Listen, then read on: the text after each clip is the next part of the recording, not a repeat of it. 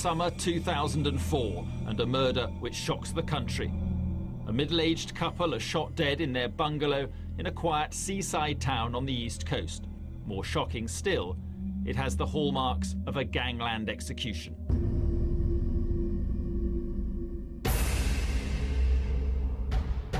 The hunt for the killers is to lead detectives to an organised crime gang built on drugs and held together by violence. They killed people, they tortured people, they terrorised people. The #1 murder suspect, seemingly untouchable gang leader Colin Gunn, overlord of a tough council estate.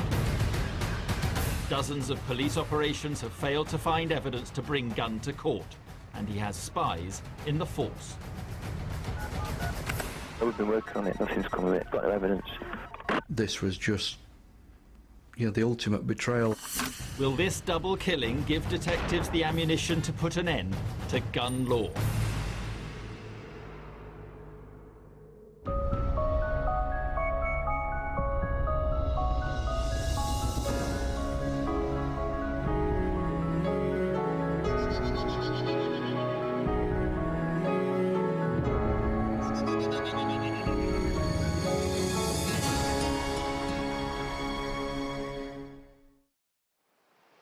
This was a killing which took place in broad daylight on a beautiful summer's afternoon. Whether or not you would describe it as a professional killing, I've got to try and keep an open mind about that. I'm still awaiting results of tests that are still going on down at the scene. But from the outset, detectives knew that was exactly what they were dealing with. The clinical execution of a couple called John and Joan Sterland on a sunny summer's afternoon at Trusthorpe in Lincolnshire. Was carried out with chilling efficiency by killers aware of the forensic clues they might leave behind. The brutality with which it was executed was extreme. It's horrific. Neighbours were shocked to learn later that the Sterlands were in hiding in fear of their lives. They had been on the run for months, had declined places in the witness protection programme and opted instead to find their own safe haven. The events leading to the shootings had begun a year before, 80 miles from the murder scene.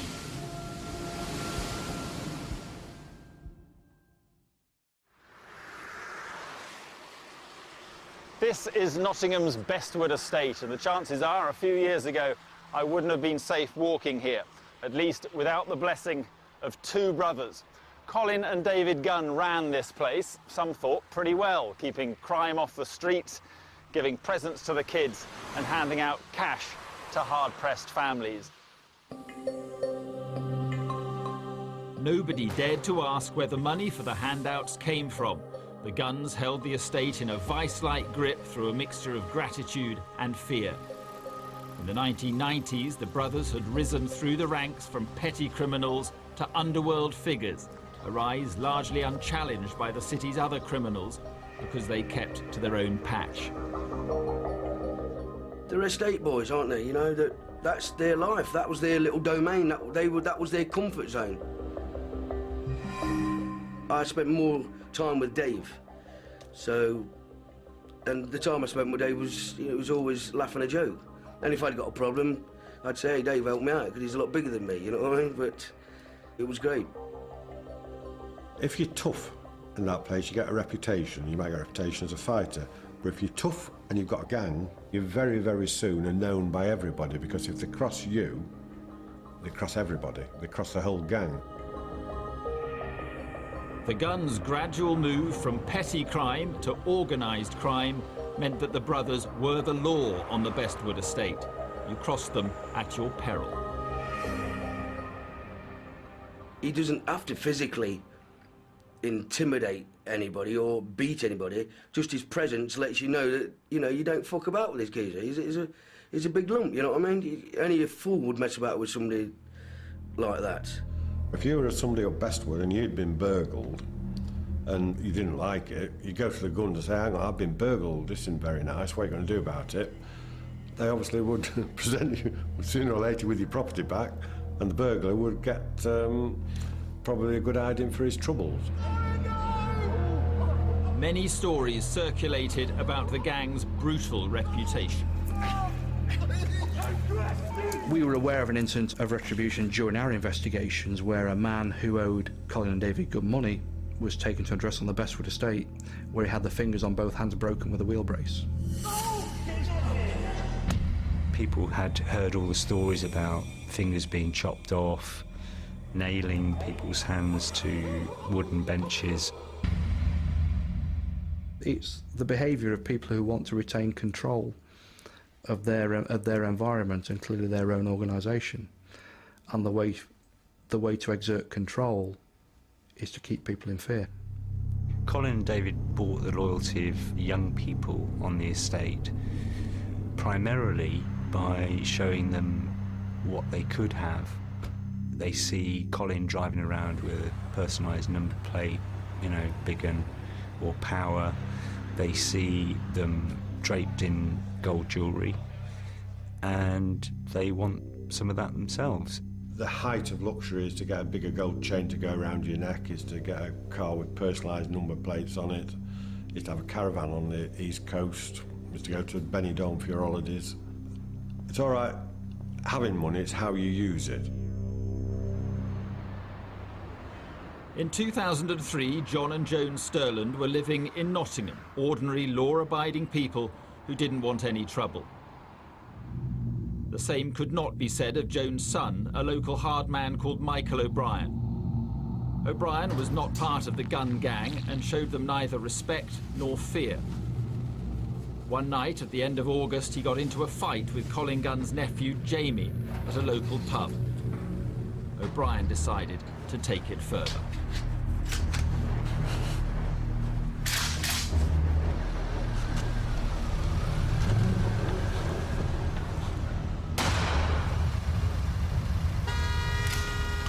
But in the darkness, O'Brien had killed the wrong man. Marvin Bradshaw was a totally innocent victim of that shooting. He was in the wrong place at the wrong time. Present in the vehicle when he was shot was Jamie Gunn, who was a nephew of Colin Gunn, who we think was the intended victim. It was a crime that Colin Gunn took personally, an attempt to assassinate one of his family. Police had to find O'Brien quickly for his own sake. We had to find him as a matter of urgency. And, I'm aware that Colin and others were looking for him. It took just over a week to arrest Michael O'Brien. He was now beyond the vengeance of Colin Gunn. Not so O'Brien's mother, Joan Sterland. As she and her husband enjoyed a quiet night in, they received a visit.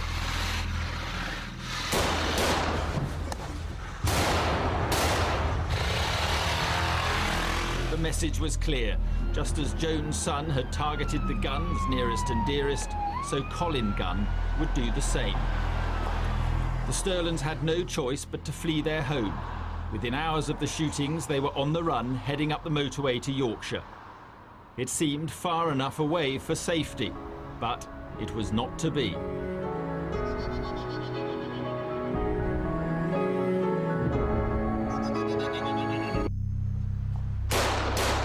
A middle-aged couple are running for their lives from an organised crime gang. Its leader, Colin Gunn, intent on vengeance.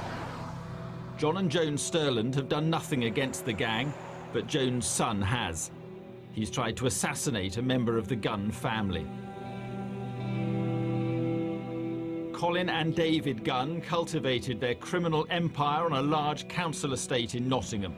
Whilst their influence over the estate grew, at the start of the new millennium, the police were preoccupied with a different problem, an epidemic of shootings in the city. A turf war between black drugs gangs had earned Nottingham the tabloid tag of gun crime capital of Britain. Nottingham was effectively becoming a war zone. Every day, another shooting. Firms started to notice they couldn't get candidates. University admissions were going down. Nottinghamshire was a shire county, unused to this kind of criminality. All eyes were on Nottingham.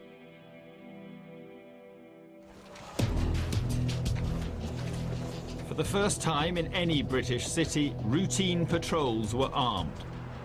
Then came Operation Stealth, a major effort to crack down on drugs and firearms and rescue Nottingham's reputation. It was during Operation Stealth that the police discovered something about the firearms problem that they hadn't expected. It was seen at that time very much as a problem in the black community, in the same way that that problem manifested itself in places like Birmingham, Manchester, London. Over time, though, probably by about 2002, I was aware that something else was happening. There were white people believed to have been shot by white people, and that told me that we didn't just have one gun problem, that we actually had two. The shooting that caught their interest was the murder of 25-year-old John Shipham, blasted as he lay in bed in a flat in Bestwood. It had a gangland ring to it. I know John was involved with some bad people, but he didn't deserve this. Michael O'Brien's attempt to murder Jamie Gunn also smacked of the underworld, as did the later killing of a suspected police informant and the attempted murder of a social worker who had threatened to testify in court against young thugs who had beaten him up in a pub. If the person out there responsible for this, at the other end of this TV tube, look into these eyeballs, I'm going to hunt you down, we're going to find you, we're going to convict you, and you can ponder your future in front of the prison bars. But it was another shooting that was to add new urgency to the investigation. The murder of a woman shopkeeper in broad daylight. It was a nice sunny day, September the 30th, 2003. Two men came into the shop in motorcycle clothing, with motorcycle helmets on, with the visors pulled down. And the taller of the two people went down into his waistband and pulled a gun.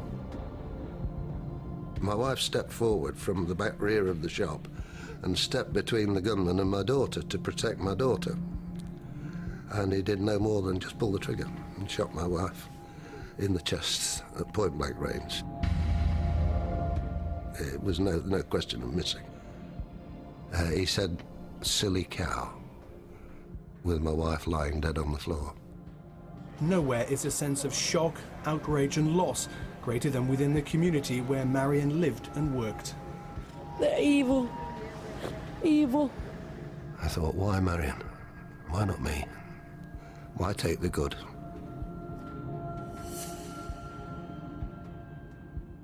The shooting of Marion Bates shocked so many people.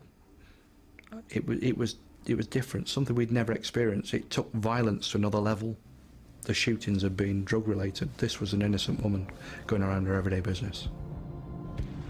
Police suspected a link between the botched robbery and Colin Gunn. The Peugeot that was used as we believe, as a getaway vehicle from that actual shooting, sometime previously had been stopped, being driven by Colin Gunn's girlfriend. That was how we believe it was linked to Colin Gunn. You can't sit here and say Colin Gunn murdered or was involved in murdering Marion Bates, but I think what you can say for absolute certainty is he created a climate, he created a backdrop against which that was possible. A chief suspect for the murder was a member of the Bestwood gang called James Brodie. But immediately after the killing, Brodie had vanished. Had he caused too much trouble for the city's underworld? As you can see, there's a great deal of activity in the background where we've moved a container and we will shortly start digging and exploring that area. The primary rumours include he was taken to a pub and shot, and subsequently teeth taken out, and his body was burnt in a warehouse. This is the fourth location police have searched in the last 9 days, but so far their efforts have failed to find any trace of James Brodie. Another rumour, very similar, was taken to a farm somewhere and was fed to the pigs. The rumours about what happened to James Brodie are just that, rumours, but they're not out of line with the way the underworld deals with its own. If he's going to put the